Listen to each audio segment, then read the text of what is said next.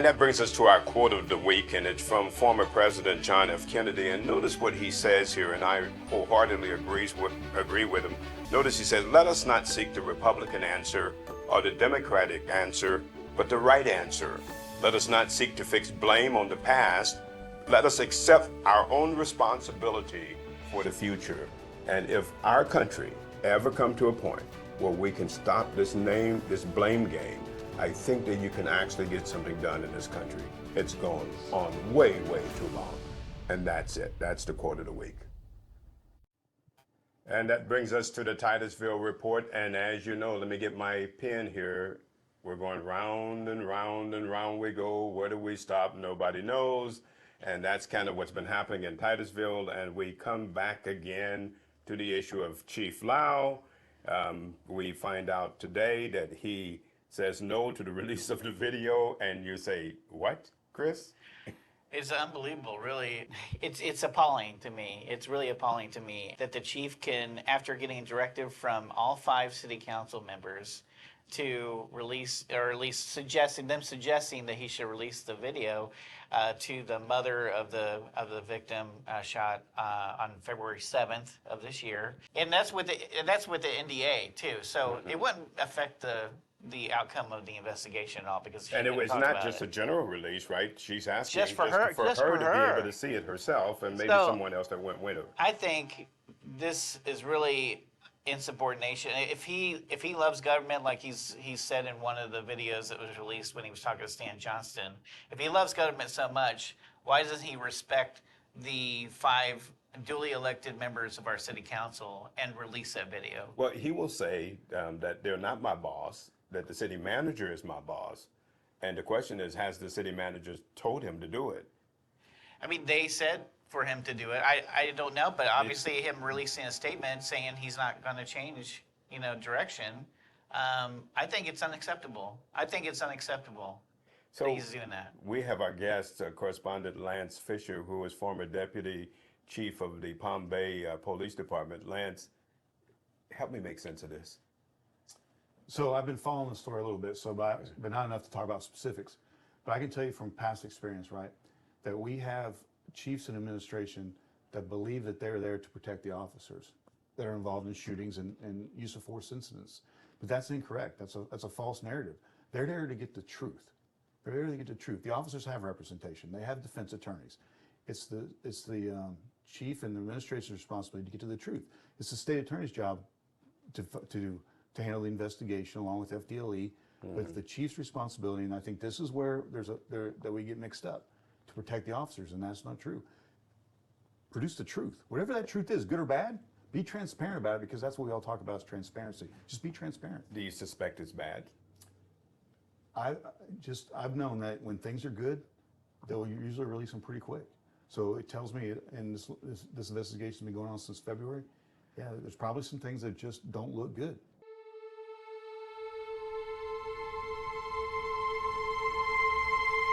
James Lowry's family emotionally calling for the release of more information on the 40-year-old's death. It's unacceptable. The family in agony since the night after Christmas, when Titusville police say an officer responding to a domestic violence call spotted a man who police say matched the suspect's description. Next, police say that man ran from the officer and then got in a fight with the officer when that officer shot him. Do you have a location for the DSW for medical? I'm not sure right now. We just got blood. It looks like it might be a headshot. Police say the FDLE continues its excessive force investigation. They're filing a public records lawsuit after police rejected their request to get a hold of body camera video, 911 audio, and police reports. This is what we got, 22 pages of blank record. Unbelievable. Chief John Lau responds, all evidence will be shared and police will meet with reporters for the first time when the investigation is complete. Police have not answered if Lowry was the domestic violence suspect. His family believes he was misidentified. Police did not provide a time frame when the investigation might conclude. In Titusville, Brevard County, I'm James Sparvero, Getting Results News 6. Now, Chief Lau has continued to say that he doesn't have the authority to release this video. So we found that that's not really state law, is it? Not that I'm aware of. Isn't that up to each police department to be able to make that decision? Yeah, it's his public records. He's the one that's required to fulfill those. You know, it's his responsibility. He's not the one investigating it, so he would probably check with FDLE, but he should have the right to release that video. So where's this going? I mean, where's the end game here? It just doesn't seem like that there's a good end game. Not to mention the fact that here you have this mother who says that she can't move on until she at least finds out what happened to her son. Yeah, she's not going to go away. I'll tell you that right now. Yeah. I mean, she's a grieving mother, and she shouldn't go away. She should get the truth. She should get whatever happened, happened. You're not going to change what happened. You can try to change the narrative. And I think what happens is especially if the narrative isn't how we want it, and I say we as police officers, as law enforcement, we'll try to at least wait until something else comes up that's a bigger narrative, and then maybe this one will just sneak, this one will go away because Just now hope the news cycle sweeps something else through. Just hope something else comes in, you know, and unfortunately that's what we do. We just play the long game and hope something happens that's a bigger story. Chris, it can't be that, can it? That's what he's hoping for, I think. He wants it to go away. He thought that he could drag it out, and then people would stop focusing on it. But the more he drags it out, the more it's a bigger deal. It's the cover up. The cover up is bigger than the crime, kind of thing. The fact that he's not releasing it even after he's been asked by city council or indirectly asked by city council to release it, it's like he thinks he's the boss and he is the chief of police.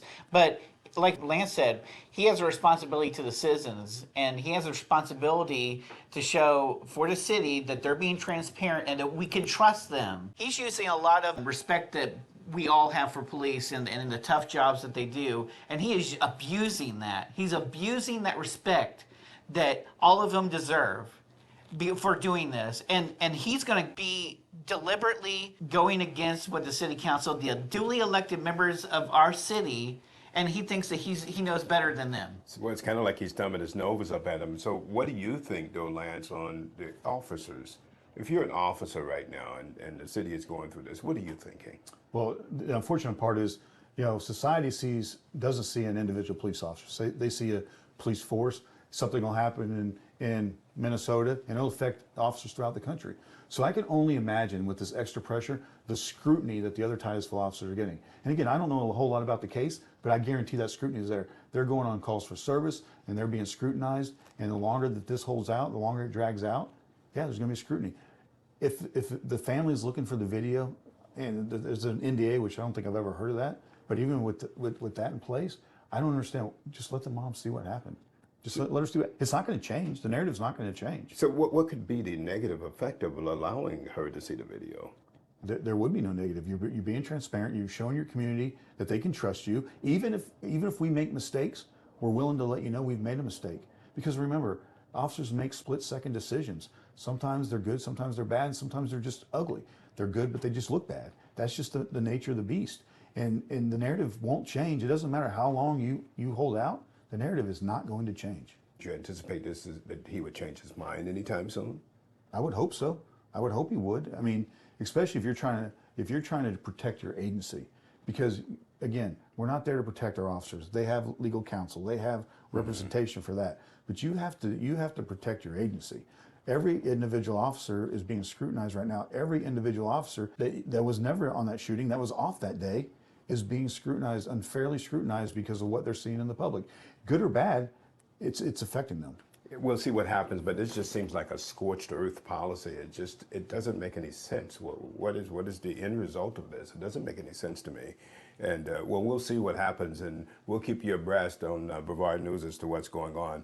The next thing that we were expecting at the Titusville City Council meeting, it didn't come up. It happened down in Palm Bay, where they eliminated the coverage of citizens' comments, right? And that didn't come up. We were shocked, right? Were you shocked by it? I don't think, I think after they had the whole, the discussion about the video being released, that was during petitions and requests, that first section in the agenda.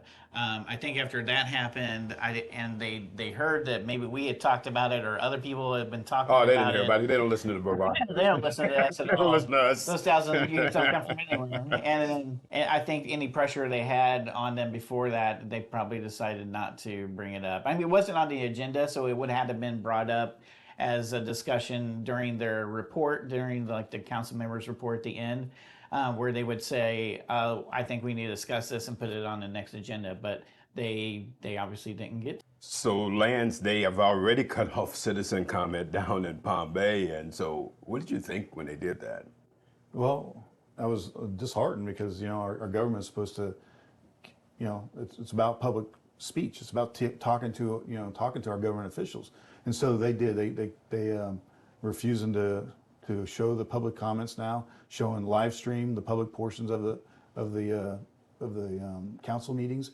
And I think the reason Titusville probably didn't go to it is because there was such an outcry in Palm Bay. And I think they made a tactical error because more people now are outspoken than ever were. Right. Because people, they just don't like to have their speech cut. They just don't like it. Now, some people are calling this the Lance rule down there in Palm Bay. They think that they cut off public comment because you were there a lot. Yeah, and at first I'm not a conspiracy theorist, but then I had so many calls that Saturday after it hit the agenda on Friday, and I started reading it. When I read it, it was clearly about me. They talked about electronic presentations, which I was the only one providing electronic presentations. They'd already reduced our speech back in January 25th. They'd already cut out consent agenda speech. And so this was just another method of trying to silence Lance Fisher because they don't like criticism. But the thing about it is, and my thing is that if you don't like criticism, if you're that thin-skinned, why are you in office? Go do something else. I agree. I mean, this is not the place for you. Or prove the speaker wrong. Right. If you want me to go away, prove me wrong. Right, but they don't want to do that. Absolutely not. They don't want to do that. And it's just, you've had people on the Palm Bay City Council who've actually believed that the citizens shouldn't have any input, that they were elected to represent the citizens and the citizens just need to be quiet. I think somebody said step aside. Step aside. They Step did aside. say that. And you wonder, I mean, do you think that these guys really understand what the process is supposed to be about and how the Constitution ordained that the citizens are in control? I mean, it just seems like they don't understand that, First right? Amendment, redress your grievances. Wow. It's guaranteed to us to Right. redress our Well, they grievances. said it's guaranteed. It's just not guaranteed to be put on camera. Yeah, That's what they're saying. That's true. It's not guaranteed That's to be true. put It's on not. camera. They didn't even know what a camera was. But at the end of the day, though, how are the citizens going to find out? I mean, Yeah. most citizens do not have time to come to the city council meetings, right? And they understand that. People are busy going about their lives, taking care of their families. And the only way that some people can see it is on camera. That's true. Yeah. And if you get rid of your critics, why, you can just make it look like everything is just beautiful and huckleberry, right? Because look, during public comment, they don't even address the people. You're just like, next. Yeah, right. Next. Right, I mean, you can have someone yelling at them, and then they're Right. just like, next. So, I mean, now that you don't even see that part, you think that everything's fine. Just like Right. hunky dory. Yeah, Right. everything's fine. Right, it Everything's still fine here. raises the issue that do you even have anybody keeping track of what the people are saying during public comments? Did anybody keep track of what your presentations were? No. Did anybody get back with you? No, and I would email every one of them, my presentations and everything, because I want everybody to know what I was saying. Right. And then what happened is because the last time I gave a presentation before they cut the live stream, they literally just put up at the end of my presentation. They didn't put anything else up. So people were like, "Where's his presentation?" So what I did is I emailed it out to everybody. You're not going to shut down. You're not going to shut down the voices, and that's the problem. They think they are, but they're not going to shut them down. Right. They're just going to make them louder. Oh, the more you do it, it doesn't make any sense to me. There was a constitutional attorney out of Miami, and the Florida Today made a comment last year over some issues at the county commission. What is wrong with just letting the people speak? Wouldn't you be better off if you just listen to people and let them speak and then go on about your business if you don't want to hear it? But they just can't stand it. I mean, I saw someone on Facebook recently saying that we all need to stand up for our elected officials.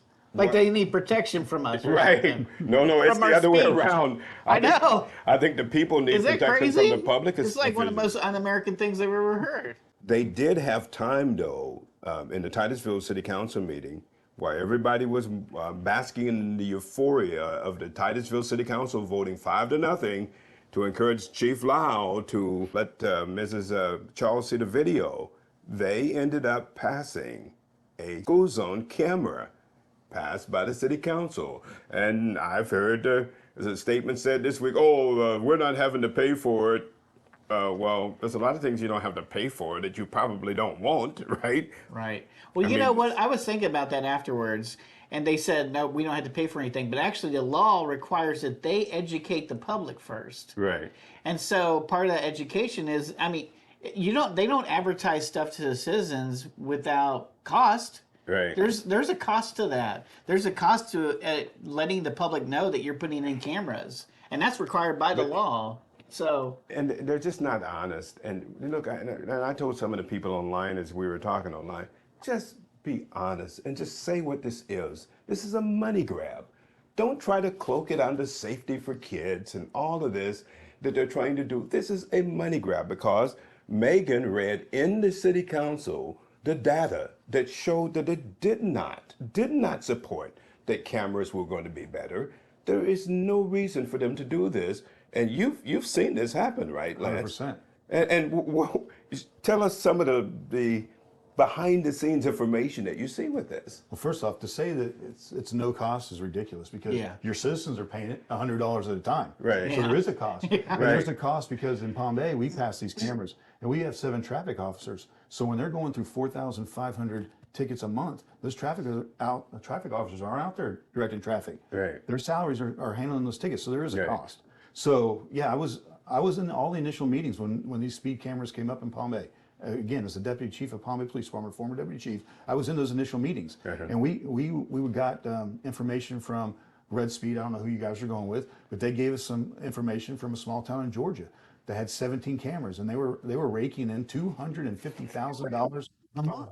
I'm telling you what, we high-fived, we jumped for joy, and we were so excited, man. We were super excited because we were like, man, we got 34 cameras, we double that. We're gonna be banking it in, and and those 4,500 tickets I'm talking about, that's $450,000. So it was almost accurate because that's double the cameras. And so I'm telling you right now, we never, not one time, ever talked about child safety. Never talked about it one bit. Never. And that's what it's about. And so there's 10 states in the country that have banned these cameras, 24 states that allow them. Georgia, right now, the state that you're talking about, which is using the company that you talked about, is getting ready to, or they have a bill before the Georgia legislature, and I don't know if it passed or not, in which they were seeking to end the cameras because there's just been many, many problems. Now, I want to just run down really quickly with you some of the, and this is from people who have studied this, some of the problems with cameras in school zones, the burden of the innocent. It's been misidentification. This is why you guys have gotten rid of them, right? We've stopped them twice now. Twice, and it's because of this problem, right? Absolutely. It's been a consistent problem, and it's a consistent problem all over the country. Even when you win, you lose. Every time a driver receives a citation, they're faced with taking time off to go and fight this. Leaves the motorist defenseless. It's less safe because it causes backups. Lack of an audit and oversight, the uses of money to feed out of state corporations. Now, a lot of these companies, they're lobbyists. They are lobbying state legislators to have these cameras pushed throughout the various states, and that's why Florida has it now. And it's just people are not looking into where this is coming from. Solutions to the problems don't exist. There's a conflict of interest with the traffic cameras provide lawmakers with personal financial incentive to protect controversial traffic camera programs. The denial of due process. Photo enhancement vendors are not trustworthy. The invasion of privacy, effects of consumer spending and tourism. Criminal activity has become a civil matter, not a crime. Lucrative photo enhancement favored over engineering, and so they're not using engineering anymore as a possibility of solving this issue. If there is any, it doesn't remove any immediate threat to the citizens like drunks, reckless drivers, and speeders, and it creates distrust and animosity for local officials, law enforcement departments, and it makes a mockery of the judicial system. And that's why Georgia is seeking to get rid of it as we speak. They're trying to get rid of it. This is nonsense. And we have said it, and we've said it before on this show last week, they shouldn't do this, but because of the money, it's the money Let's not hide behind safety. It's the money, right? Yeah, they try to use sympathy and empathy and say this is for the kids. And I mean, even the officer during the city council meeting tried to use that. You know, if this saves just one kid, one child is saved by this. And he was even saying if they were driving it, if they're riding in the car, coming from the school, and they're talking about kids being outside the school, like during school hours. And I'm thinking the most vulnerable are like the elementary school kids. And I'm thinking if they're outside the school, walking on the streets outside of school, during school hours, we have a bigger problem here. Yeah.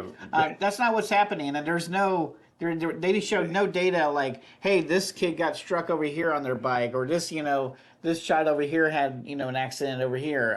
They didn't give any of that. They just said, these are people going 11 miles an hour over the speed limit or more during school hours, not during the 30 minutes in the morning and 30 minutes in the afternoon. They did it for the whole day when that light's not flashing. That's their dream. They want to have this all day long. And mark my words, what they're going to say when they put that camera in there and they turn that light on to blinking all day, they're going to say, look, that camera stop people from speeding so much, because we had 100 people, we had 400 people on this one day that were speeding, and now with the camera they're not. But that is not a good statistic. I mean, there's that quote from Mark Twain: lies, damn lies, and statistics. Right. So that's what they're using here, and they're using it against our humanity for loving kids and loving our kids. So and that's what government does. I mean, they it's always a bait and switch, and they come up with something that and it's kind of like what Benjamin Franklin said. He telegraphed it many years ago. Any group of people who want to give up freedom for safety is deserving of neither. Yep. Neither. I would be curious if this is going to cause a liability issue for cities, because if you have a school zone now that you've proven that you have 1,000 speeders and you've done nothing, you haven't put a police car in there, you've done nothing proactive other than cameras, and a child gets hurt, if I'm a parent, I'm like, wait a minute. You think they were liable for I would be like, wait a minute, you knew that this was a high risk for children, even though you have cameras in there, you've done nothing to protect the children now? Yeah. Because you have data that says that there's this many speeders, and yet you've never put a police car in there. Yeah. You've not done anything proactive, and now my child got hit. Good luck. So wouldn't it be possible that some of the other solutions, if you just set a police cruiser in a speed zone, I mean, would that be effective? It would be effective, but I don't think that's manageable based on, Palm Bay, and I can't speak for Titusville, but our resources are low. Our city's growing way too fast. But if it's all about safety, put the lights on all day. Right. Yeah. Just keep it 20 miles an hour all day long. Yeah. Right. Exactly. To kind of control the mindset, right? It'll 100%. See the flashing lights, because what happens is there's obscure school zones. You don't even realize it's a school zone. It's a busy road. All of a sudden you're on a school zone. So just leave the lights flashing. Or just do the cameras during the school zone times. Yeah. Because Which they are. Because if there's a kid in a road during the school days, we got bigger problems than speeders. You got kids that are getting away from teachers and things like that. So He's right. Titusville has anywhere from 6 to 8 is what they've said. 6 to 8 officers on the road at any time. So it's not feasible for them to do that. Now, someone suggested rotating them. So you never know if they're going to show up in that school zone. But that's who knows? But they should probably try something like that before a camera. So. Well, get ready, because now they're going to say Brevard News is against the children. We're not for the children. We want children to be run over. We want children to be run over in school zones because we don't want cameras.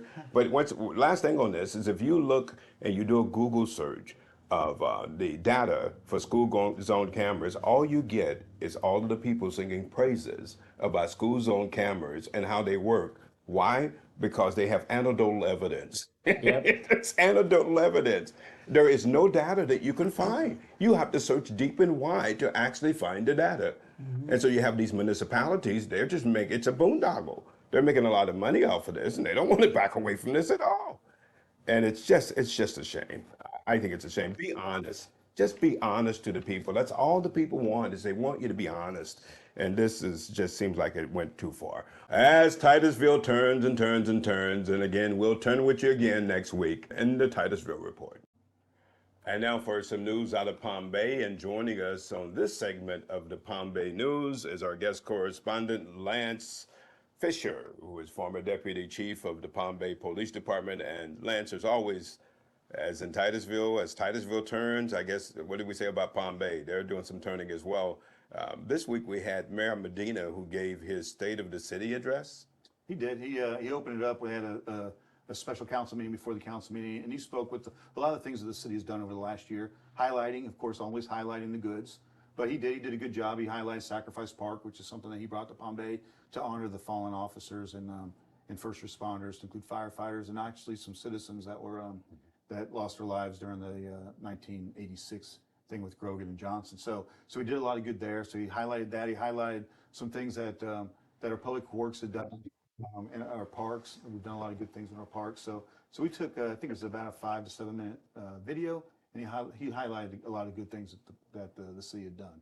So what did you think? Did he leave off some bad stuff? Of course he left off some. You can't say it's the greatest city on the face of the earth. One, he left the scammers off. We talked about speed cameras. I call them scammers. But he left those off. He didn't. That was very unpopular in Palm Bay. Oh, it's extremely unpopular. I mean, 215 citations from Miami-Dade were passed out in Palm Bay. So yeah. But yeah, he didn't put those in there. And if they're as great of an advancement or technology, it should have been highlighted in the address, but it wasn't. Do you think they're going to try to bring that back into Palm Bay? The cameras, you think they're going to try to fix it and bring it back? They're going to try to fix it. I think my cameras openly said we're under a contract, so what I've been saying is you're collecting money for these cameras, right? So if you have to break the contract, use the money that the citizens have already spent, because these cameras are pretty much being funded by the citizens. So do budget amendments, move money that you were going to use for police cars or whatever else, take that money, move it out, use the money for the cameras to pay for the police cars, and then use the money that you were going to pay for police cars to break your contract. You have cause. I mean, we've had to stop them twice because of all the bad citations. But they're saying that they can't break their contract because they don't have the money. Is that what they're saying? They're basically saying that they're under contract. Now, I think 2 councils ago, the chief got up there and he said, that they were in discussions of trying to figure something out, but they're more in tune that they're going to let them try to work their problems out again. Then when they'll put them back online, they'll have more problems and they'll shut them down again. Because just think, every bad citation that goes out, if somebody pays that money, they make money. But the people don't want it. I mean, they continue to say they don't want this. They don't, because I would ask this as well. How many police cars, how many officers have had to pay those tickets? You can't tell me officers that drive 12 hours a day aren't speeding in school zones. How many of those? Because I know with the red light cameras, we used to check the little box and those tickets went away for officers. I know that for a fact.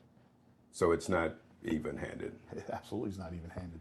The restatement of the General Crimes Unit, what is that? Tell us what that is and why is that important or not important? So you've seen my story. So 2 years ago, probably maybe a little over 2 years ago, we did a restructuring in our investigations department. Now, the mayor mentioned that it was because of manning and because of shortage of manning and stuff like that, but it wasn't. It was a restructuring because we had a lieutenant that we wanted to give more of the department to. So we gave him all the good side of the high profile investigations. We gave him homicide, we gave him robbery, and so we basically combined our general crimes into our major crimes department. So we took this away from one lieutenant who we for a better term, that they felt was less superior, right? I'll just be honest.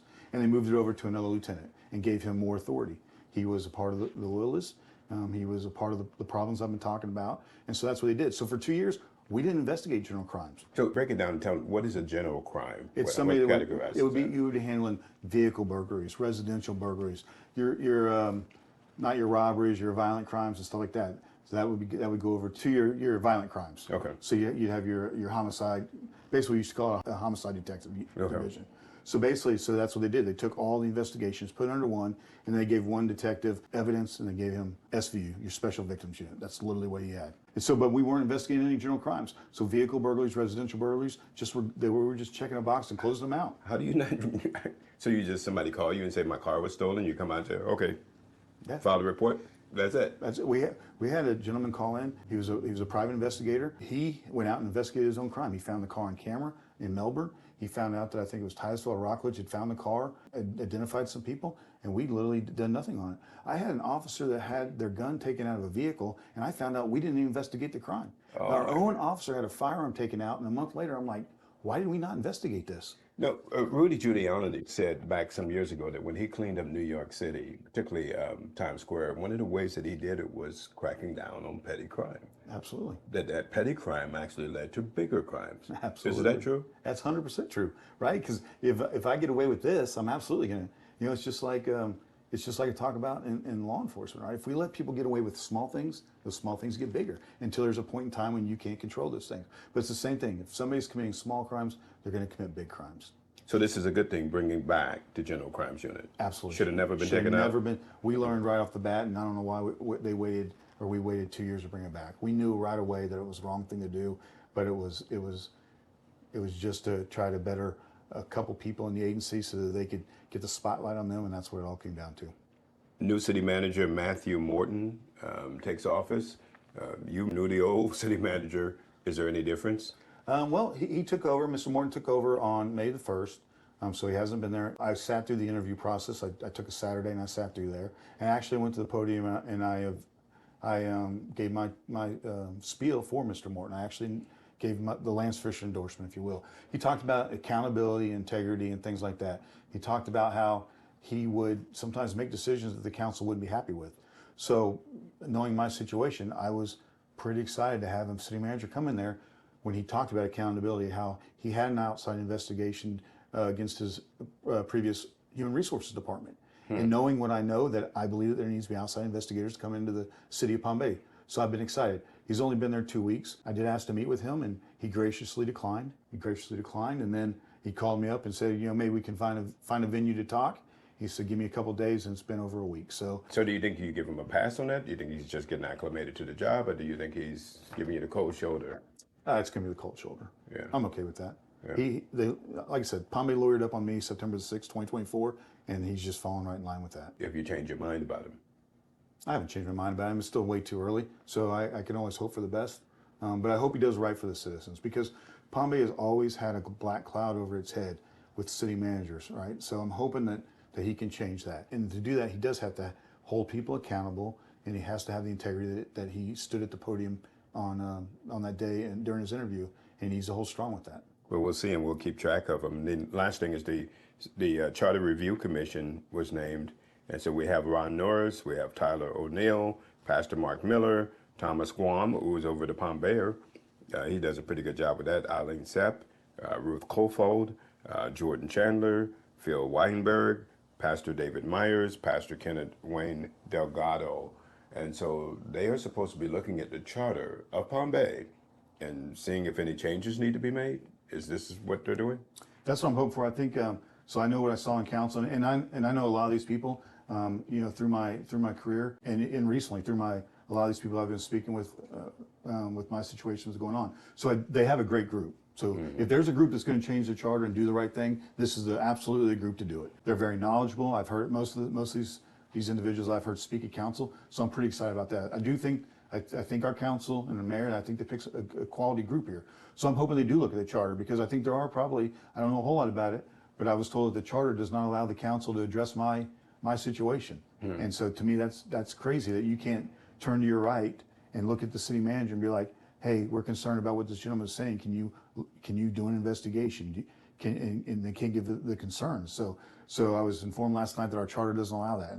And I'm not so certain that's correct, but if that is correct, our charter definitely needs to be. Well, it's the city manager form of government. I just think it's a horrible form of government, and I don't think it's a government that's good for people. Are you for districts in Palm Bay? Yes, I would absolutely be in districts. Are you for a mayoral form of government?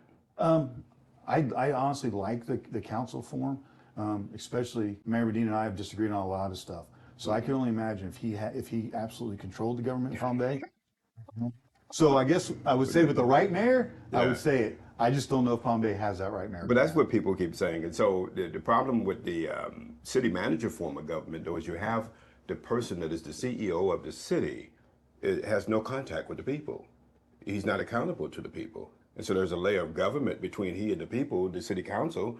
And if they don't keep him accountable, then what do you have? Well, I can tell you from Palm Bay. So what happens, I think, is that the city manager, city attorney, they get information that they don't pass on to the city council. I truly believe that happens, even in my situation. I think there was a lot of things that staff knew that the council didn't know. So I think that's the problem. I think that the city manager may have some conversations with citizens that council's not aware of. And I think that's why our public speaking is important. Right. Because if the city manager or some form of the staff, city staff, hasn't addressed our issue, that's the podium that we have to go to our council and say, listen, I've come to the podium multiple times and I'm not getting anything from the city manager or his staff. That's why those public comments are so They're vital. huge, because I mean, So what vital. ends up happening is that the city manager, according to what is happening under Titusville city manager form of government, city council can't talk directly to people within staff. From what I understand, they have to go through the city manager.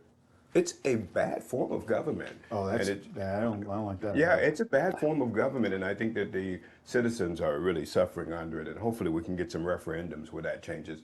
Hey, Lance, thanks for joining us. This has been very enlightening, appreciated. And so that's it for the Palm Bay News for this week, and we'll catch you next time.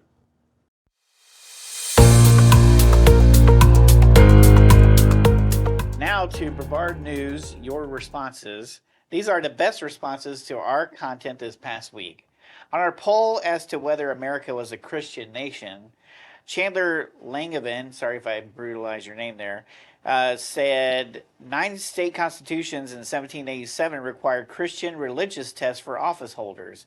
Most state constitutions required office holders to be Christian up until a ridiculous court ruling in the 1900s. There are many quotes about the Founding Fathers that attest to us being a Christian nation. The First Amendment begins with Congress shall not, because every state had a different state denomination. The First Amendment only applied to the federal government until the 1900s. If you don't know these things, it's because you were failed by a public school system that wants you to worship the state over Christ. Wow. So that's interesting and a mouthful there. Wow. Carissa Johns said, it would be against our Constitution to call America a Christian nation. And Penny Dillon, while people spout Christian values, I rarely see them in actions. Our forefathers built this country for religious freedom, so hopefully it's never been Christian nation. I'm not sure that was a full sentence there, but I think she's meaning that it wasn't a...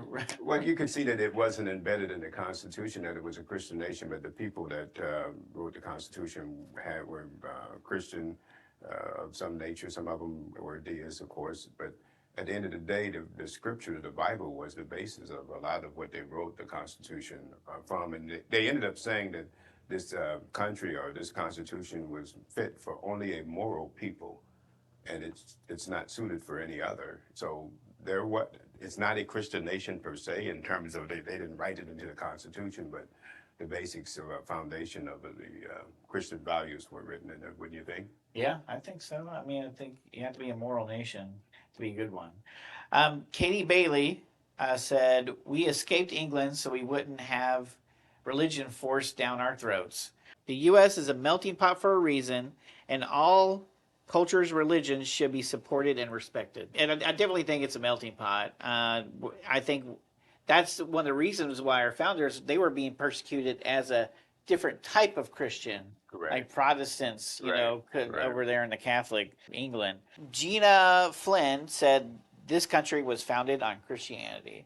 So just like Kevin said, most of all of our founding fathers were Christians, and faith drove a lot. They even stated that multiple times, that faith drove their decisions to make the Constitution how it is today. So, But I do think that they wanted people to be able to have freedom to be able to make a choice. yeah, And so, because they didn't have it. Yeah, they didn't want the government to use Christianity or any religion to actually force people to act a certain way. And so, because that's what the king had used religion as a weapon a lot, and said, I can do this because God grants me the power as a king. So we definitely didn't want a king. Adams wanted a king, actually. He wanted to call them Your Highness and stuff. And anyway, that's not it's bad. a whole nother. It wouldn't be bad if you can get that, right? All right, and then on our other post on the Titusville City Council voting 5-0 for a release of the video, Bear Crystal said, hopefully they have not edited the video since it's been months, and that's capitalized, months,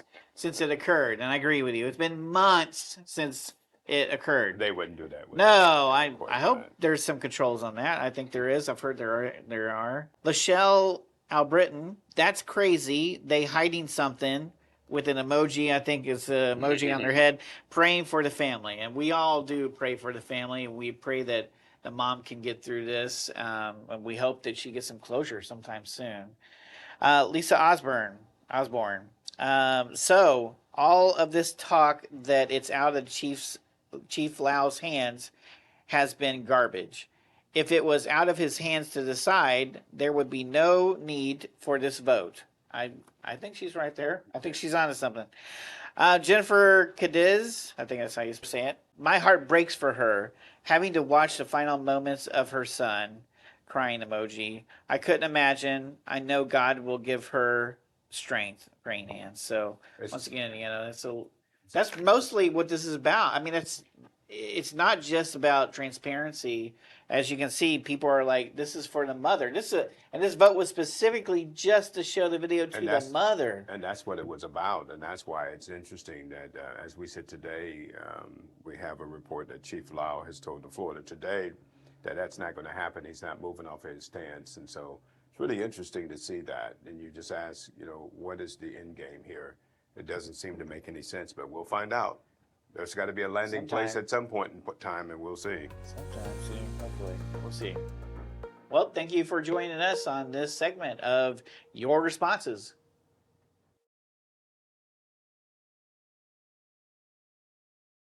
And that brings us to our brevardNEWS poll for the week. And our poll question was this: do you believe that America is a Christian nation? And it's quite interesting. Let's look at the stats here. We had 30% said yes. We had 11% said no. You had 14%, Chris, said used to be, which is interesting. But the majority went to this category. 45% of the people that responded to our poll said it never was a Christian nation. What do you make of that? I mean, that's interesting. I know it wasn't ever officially a Christian nation. I think it was founded on Christian principles, morals, values. But so, do you think that they're saying that, or do you think that they're saying that the country was full of a bunch of hypocrites? Yeah. There's a couple of ways. I guess they weren't really Christians in the right. I mean, did they say? Are they saying that? And we don't know, right? Are they saying that fundamentally that the Constitution did not make this a Christian nation? I know, because you have the no, and so they could have answered no. That's what you're saying, right? Right. They could have answered no if they don't think that it was a Christian nation. Right. It seemed like never was. It never was. A little bit more of a commentary there. Yeah. They're making a commentary that they don't think that the country functioned as a Christian like the values. nation. The values. Yes. Yeah. I mean, there's some people who have that stance because they think that even though, like, the Constitution wants to make everyone equal, that everyone hasn't been treated equal since the beginning. And I agree with that. They had these ideals, these grand ideals that they wanted to get down on paper and all agree on. And they all agreed on it, but then at the same time they had slaves back then. So yeah, but that is kind of misleading, because slavery was an accepted practice since the beginning of time, and it was just a normal course of thing that people had slaves all the way back to the Egypt, which held Israel in slavery for 400 years. But in Egypt they didn't say all men are created equal. No, they never made that claim. But the point is taken that even in the Roman Empire, 80% of your people in the Roman Empire were slaves. And so that was an accepted practice in that time. So it's kind of hard to do revisionism and judge those people by how you're seeing things. I think they wanted to say the truth, that all men are created equal, and at the same time they kind of felt it's like, saying, hey, I need to lose weight, and I do, but I still eat. I know I need to lose weight, but at the same time I also love food. So they wanted to say the right thing, and they said the right thing. It was just harder for them to put it into practice. But it was great that they enshrined it in a document and all agreed to it and made it law. So then eventually we could get to that space. So they had, the intention to get to the right place. But I don't know, never was. I think you wouldn't go there. I guess maybe it's how the question's worded, but I would say we've always from the start, we had Christian values. We were driven by Christian values and morals, I think, from the start. Well, the next curious answer is number 3. Used to be. Used to be, So yeah. that's 14% of the people said used to be. So that tells me that people believe that the country was where it was dominated by Christian principles, and now that's deteriorated. Yeah, I can see that too. I see your point there, and that answer is that we've lost our way, is what some people are saying. We lost our way. We used to operate on Christian morals as a country, and now we're not. And that could either be people's stance on immigration currently too, and it also could be their stance even if it was a Democrat in office saying we're not doing the moral thing,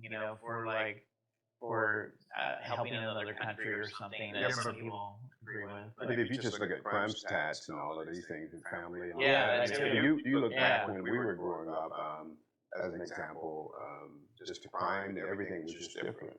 So is there a correlation? Is there a direct correlation between the fact that these people believe that it used to be a Christian nation and that it slid? Is that the reason that crime is high? Is that the reason that families are broken up? Is there a correlation there? I think so. We have all these social media videos where doing a bad thing is getting you likes and attention, and it's driving our moral values into the dumpster, almost to the point where we can't even see. There's not a lot of examples of children, teenagers who have good moral values. They are out there, but the ones who get all the attention are the bad ones. So that's the example that children have right now. Those people used to go to what we call boys' homes. Remember Yeah. that? Oh, yeah. And if you were a bad actor, they sent you to boys' homes. It was that special school that the bad kids went to. And when people came out of those homes, you didn't want to hang around because you were seen as a now it's discrimination or something. So then 11% says flat out no. What do you think about those people? Yeah, I think there's hopeful thinking on their part, maybe that they don't like Christianity, maybe, and So you think these are atheists? I think it could be. I don't know. I mean, I think if you have some aversion to Christianity, that you might just say no. It wasn't ever. It's not a Christian nation. Period. Well, somebody said at one point that Christian, they don't want to put emphasis on the God in the sky, this kind of stuff. But it's interesting because a lot of religion, there is religion, even if you don't identify it as secularism, it's pretty much a religion. So you're going to serve something. So it's interesting. These people said no. Yeah. But they don't think that Christianity ever was or is part of this nation. Yeah. That's what you take it as? I think they probably see it as what I'm seeing is that it's not officially a Christian nation. Like Israel is a Jewish nation, Right? Because it's all about their religion and race. So I don't know. I think that's probably how some people see it. Number one, so 30% said yes, it is. What do you think about those people? Those are hopeful people. Those are people with faith and belief in the God, and they want to believe that we are a moral, right, just nation. Constitutionally, or just as far as the people? I think as far as the people, and the government. That's hard to argue that the current government is Christian at the moment. I mean, because we have so much corruption all over the place, so it's hard to say the government as a whole is a Christian, government. But I think I agree with some of this is that we are founded on Christian principles, and I think our direction that the Constitution gives us is a Christian one. I think. Even still to this day, the majority of the people in this country are affected by the Bible and Christianity, whether they accept it or not. A lot of your laws were affected by this. A lot of your traditions in society, be it from Christmas to Easter to a lot of the thought patterns in this country have been affected by Christianity, whether people want to accept that or not. Now, whether you say that the government embedded that in order for it to become the Christian nation into the Constitution, that's one thing, but was it influenced by Christianity? Was it influenced by people who believe in the Bible? Absolutely, that's undeniable. You can't deny that. all men are created equal by our Creator. Right. They put that And in we're writing. that's the basic, right? They say we're given certain inalienable rights Yeah. from the Creator. Yeah. Yeah. They weren't talking about Godzilla. Yeah. They were talking about the God of the universe. And so, I mean, you do see the influence of Christianity. They believed at least in a God, you know, and they didn't want to say it's a specific God because they did want to try to remain neutral, at least in the guiding documents for our country. But they did reference God. So This was an unbelievable poll, raised a lot of questions. And we'll see you next week for next week's poll.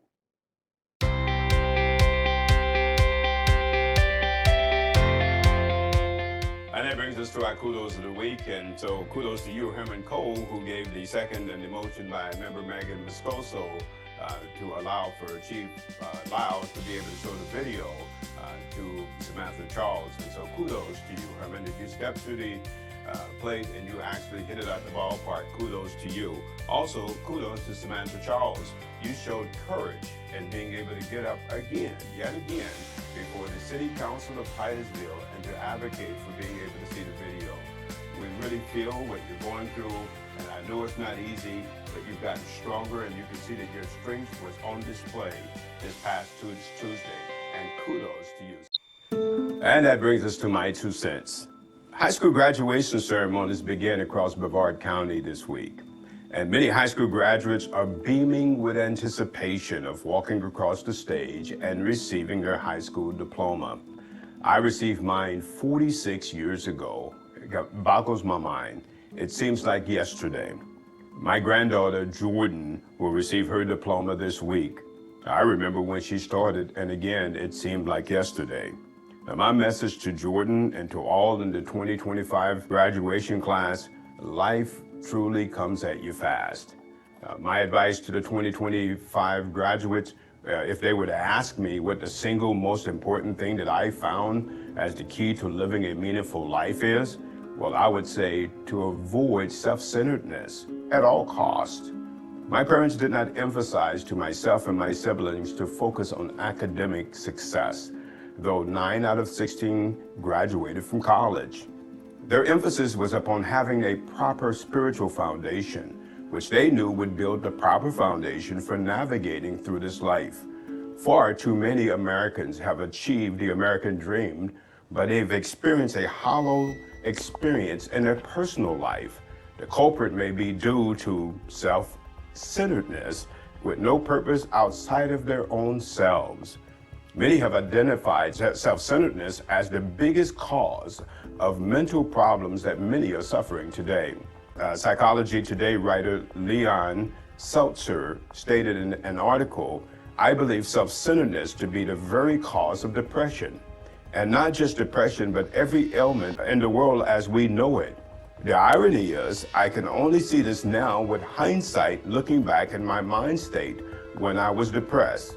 Ego all the way, me, my problems, my depression, my past, my.